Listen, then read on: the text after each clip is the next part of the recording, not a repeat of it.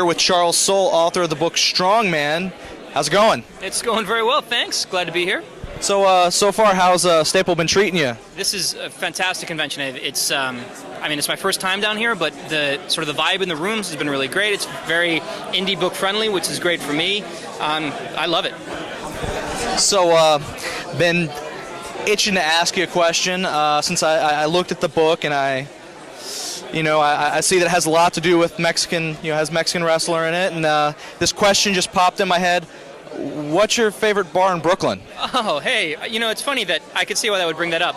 My current favorite bar in Brooklyn is probably JJ's Navy Yard Lounge right by the old Brooklyn Navy Yard.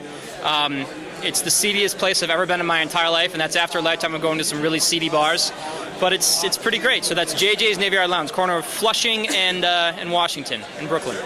Okay, now for our viewers out there, tell us a little bit about Strongman. My pleasure. Strongman is a book about an old 65-year-old masked Mexican wrestler, a luchador, who has had a life for the last 35 years. He's basically been sitting around getting fat, drunk, and old. So he spends his days in bars most of the time. And that's where he starts at the beginning of the book. And then as the book continues, he kind of regains all his sense of heroism, his strength, his power. He goes on this big adventure.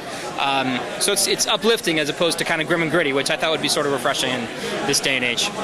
Okay, and do you have anything else you'd like to say to our viewers out there? No, just thanks for having me on Geek Bombast. It's a great video podcast. I'm happy to be here. Thanks. All right, well, thank you, and go buy the book.